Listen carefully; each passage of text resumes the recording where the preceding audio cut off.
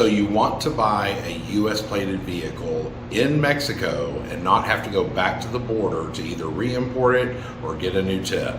I'm KJ with Truly Remarkable Life. Stay tuned and I'm going to tell you exactly how we did this.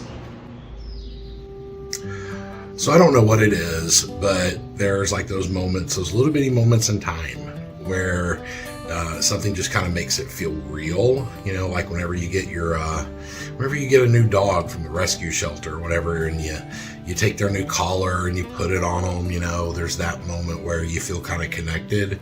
Well,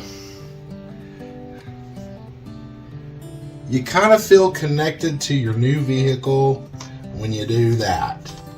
When you put the new plates on your vehicle. And yes, I did blur out the license plate number because you never know who's watching this, right? We had kind of an interesting opportunity after moving to Mexico. We came down here without a vehicle and decided after several months that we really felt like we needed one. The way that we live our lives, we want to be able to travel a little bit around Lakeside. We live in Ajijic, but we also like to go to Chapala and Jocotepec and different places. And it gets a little frustrating trying to use the bus systems whenever you're hauling a backpack full of, 30 pounds of groceries. So we kind of decided that we wanted to get a car.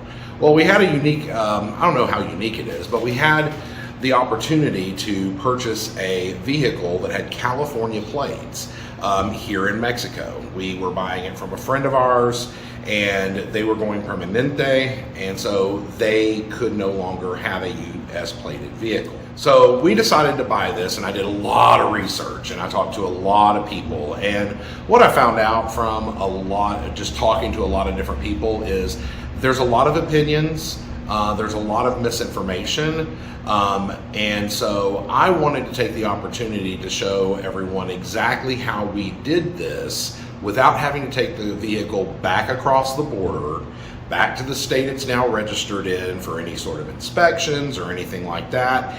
And we were able to get the temporary import permit, which you have to have, without going back to the border. So if you know me, you know I've got notes and lists, so which I will be referring to. So I want to put a big disclaimer here. The third parties that we use throughout this process, we're not recommending them to anyone. Everything did work wonderfully for our experience. If you choose to use the same third parties, feel free to do so, but we can't recommend, that you're going to have the same experience. Oh yeah, and by the way, if you already own a vehicle here in Mexico that has US plates, but you don't have a temporary import permit, but you need one, you don't have to go back across the border either. So this happens sometimes after discussing this with an attorney. Sometimes what happens is people will come in through California and have their vehicle in the free zone where you don't have to have a tip, and then they will cross into the rest part of Mexico where you do have to have a tip, but they never got pulled over or anything like that. And then later on, they find out they need a tip. You can also use this process to get a tip inside Mexico without having to go back across the border. You won't, just kind of ignore the first part of the video where I talk about purchasing a US plated vehicle, but we will get there. So, step one, you want to buy the vehicle. Most people from the US, I can't speak to Canadian vehicles or vehicles that are registered in another country. I can only speak to US vehicles because that's what I know. So you're going to go through the normal process of buying the vehicle from an individual. You're going to create a bill of sale. You're going to get them to sign the title over, the original title over to you. That's a must. You'll do it just like you normally would back in the US. Okay, step two. You have to decide what state you want your vehicle registered in. We chose South Dakota because South Dakota is a haven for people who don't live there. We're talking full-time RVers, people who live in another country, primarily Mexico, that don't live in South Dakota, so they don't want the hassle of having to take the vehicle in there, for annual inspections or anything like that. And so their laws accommodate for that. They also have it set up where you can actually do the process via mail and electronically. So what we did is we used a company called America's Mailbox. They have a whole process set up. They do this a lot. It's really, really wonderful. So what I would do is I would go to their website and look up information on titling a vehicle. You do have to become a member of America's Mailbox. They have a very specific low tier plan for people that are just using their services to do vehicle registrations. But you have to have an account with them because that's going to be the address that is on file registered for your vehicle with the state. So go to their website, check it out, look around. There's a great FAQ section, which is going to answer a lot of different questions. They also have very specific pages on, getting a vehicle registered in South Dakota. If that works for you, then you can go through their process. They have an awesome checklist. This checklist tells you exactly what you need to do, the documents you're going to need to get your vehicle registered in South Dakota. They also offer an internet notary service. So you do have to have a power of attorney that allows America's Mailbox to act on your behalf at the motor vehicle department. They don't call it that in South Dakota, but I can't remember what they call it. But it allows them to act on your behalf. It does have to be notarized, but they offer an internet notary service. So you will literally sign the power of attorney via webcam with the notary public there, and then they do all their notes or whatever. And then whenever you send your original package in, then that person will notarize the document. It's really, really convenient. I highly recommend it. And whenever you go to renew your tags, you'll just go back through America's Mailbox and they will help you get your tag renewals done. It's a wonderful service.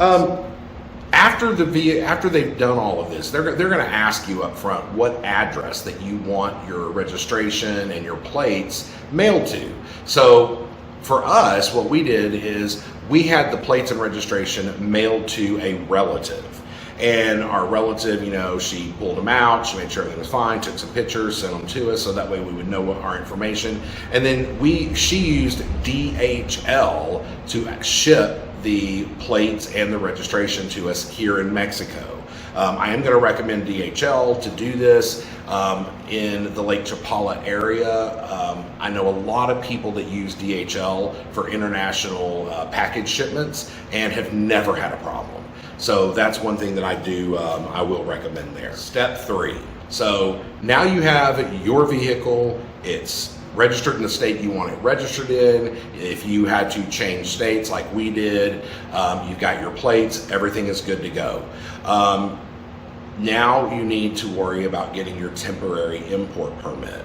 Now, side note, if you're a permanent resident, you are not eligible to own or you're not eligible to drive a foreign plated vehicle in Mexico. This only applies to temporary residents. So your temporary import permit, commonly known as a TIP, is what you need to get next. If you already own a vehicle inside the country, like you did the whole I crossed through the free zone and came into Mexico and never got a TIP, but you need one now, you can do this as well. We contacted an attorney in the city of Chapala. We will put his information down in the description. Our experience with him was very efficient. It was great.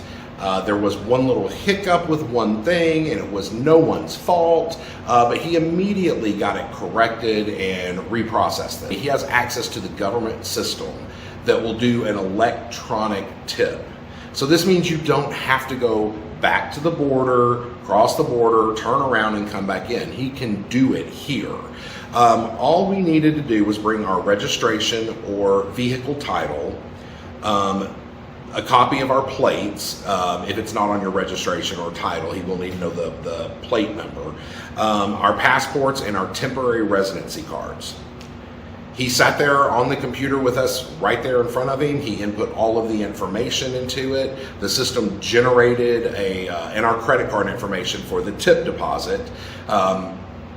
the system generated a little printout showing what the tip was going to be.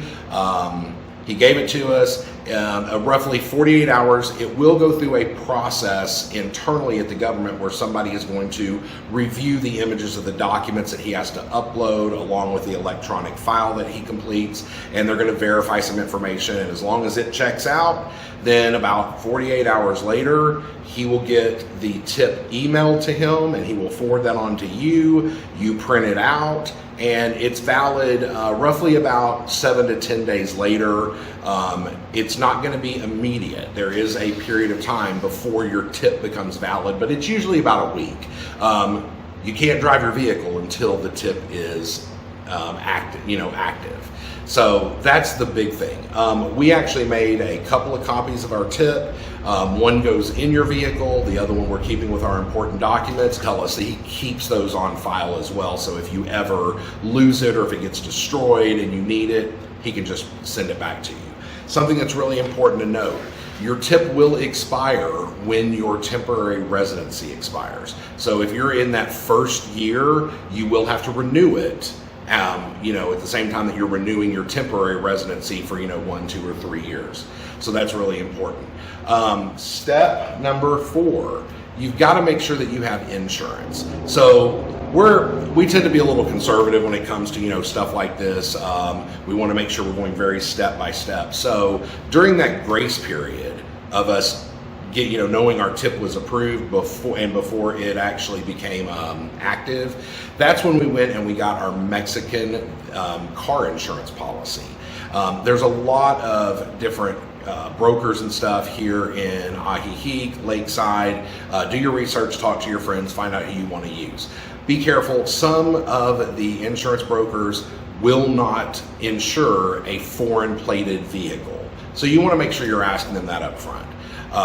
We got a policy. The vehicle we bought is older. It's over 20 years old, and because it's over 15 years old, we were not able to get an insurance policy that includes comp, collision, theft.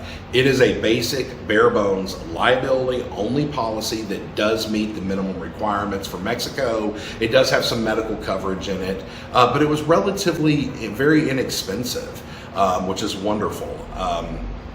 And so make sure whenever you get all of your stuff together that you are carrying your proof of insurance, the copy of your insurance policy, your tip. If your vehicle's registered in South Dakota, you do have to carry the registration in your vehicle. Just put it all in your glove box and you're good to go. There are still some questions about who can drive certain vehicles that are vehicles in Mexico. Based on the research and the conversations that we've had, if you are a temporary resident and the vehicle that you're driving is registered, it's a foreign plated vehicle and it has an active tip, you are fine to drive it. We've heard people say that only the importer can drive it. Whenever we're having that conversation with the attorney, he told us very specifically that it was not a problem. The vehicle, our vehicle, I'm the importer, and so we were asking if there was a problem with Craig driving it. We're both temporary residents, and he said absolutely not. You guys are married, so that's not an issue. Just make sure that if you're a couple and if you're a couple and you're married, what we did is we also just included a copy of our marriage certificate in with all of our important paperwork to show, in case Craig's driving it by himself and he does get pulled over, that he can show that he is my spouse since the tip is in my name. Like I said, we can be a little overly cautious, but we just want to make sure that there's not any problems, and according to the attorney, that is perfectly fine. So anyways, I hope this information helped you out, maybe gave you a roadmap to do it. I can tell you that it was a very long process for us, but that's because we were researching and figuring out how to do this and talking to a lot of people. So I hope that this makes your obtaining a US plated vehicle here inside Mexico a lot easier and gives you a roadmap on how to do it, or if you have your vehicle here already and you don't have a tip, what you can do to get one. And if you haven't already, go find your truly remarkable life. Thanks.